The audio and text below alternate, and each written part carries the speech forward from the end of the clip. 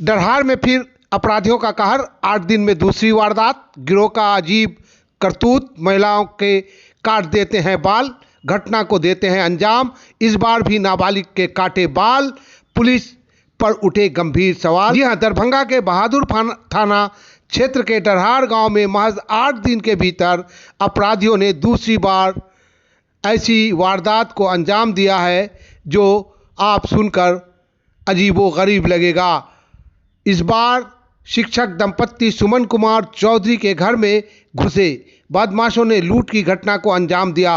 लूट कितने की हुई, अभी पुलिस ने सील कर जांच कर रही है। उसके बाद गृह स्वामी जानकारी देने की बात कह रहे हैं।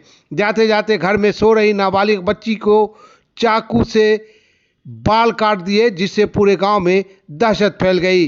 गौरतलब है कि 8 दिन पहले इसी गांव में डॉक्टर पवन कुमार मिश्रा के घर डकैती के दौरान बदमाशों ने उसके बहू को नशीला इंजेक्शन देकर उसके भी बाल काट दिए थे और लाखों के जेवर लूट लिए थे।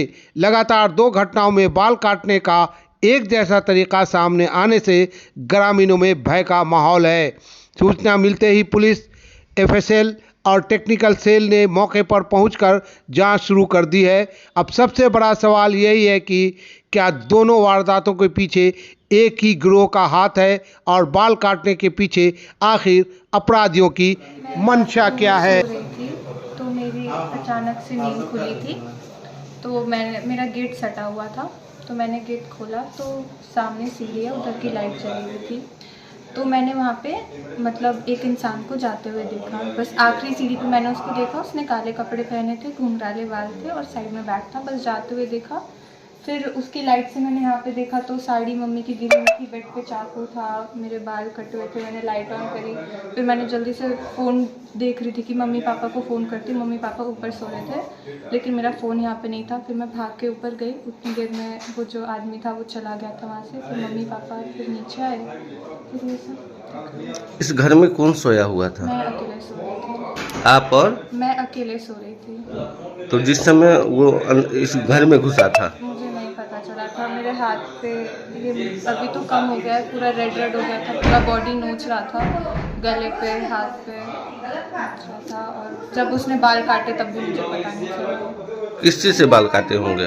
वहाँ पे चाकू भी था और नीचे कैंची भी था, या उसके पास कुछ था, मुझे नहीं पता जब वो कमरे में था। और ये हाथ वाथ आपका दाना दाना हो गया था, क्या हो रहा था उसमें?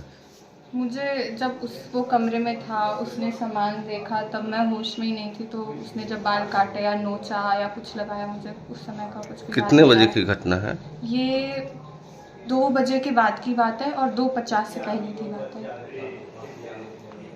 2:50 से पहले। मेरी छोटी गुड़िया भगवती वाले रूम में सो रही थी। कितने बजे की घटना है? हमारी नींद 2:50-55 के आसपास में खुली है। उससे पहले की वारदात है। वो क्या हुआ, कैसे हुआ पता नहीं। उसके आधे बाल कटे हुए हैं, पूरा कपड़ा निकला पड़ा है। अब हम तो जगह थे नहीं कि हमें कुछ पता चलेगा। नींद खुलने के बाद थोड़ी देर पहले, उससे 10 मिनट पहले मेरे हस्बैंड वॉशरूम के लिए उठे हैं और फिर मेरी नींद खुली है।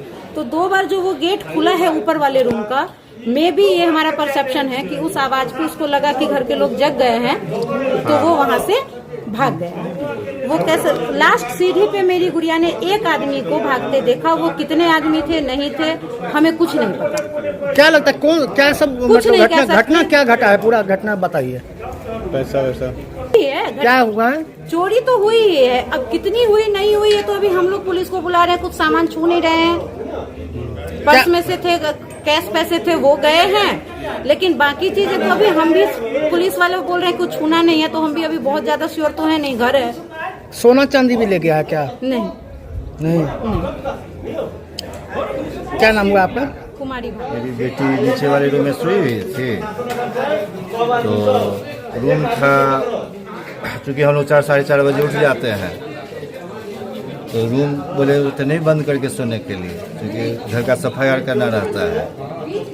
तो देखा सामान सब बिखरा हुआ है और उसका बाल कटा हुआ था। तो आकर के बताइए जो मम्मी लग रहा है कोई घर में घुसा है।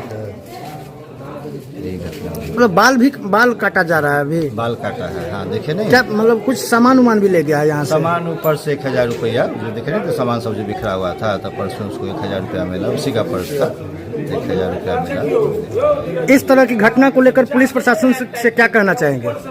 जल्दी से जल्दी जो है ना, अपराधी का जो है, ये दूसरी घटना है हमारे गांव का, तो पुलिस प्रशासन इसको संज्ञान में ले और इसको जो है सो प्रायोरिटी बेसिस पे लेकर घटना का उद्भेदन करे।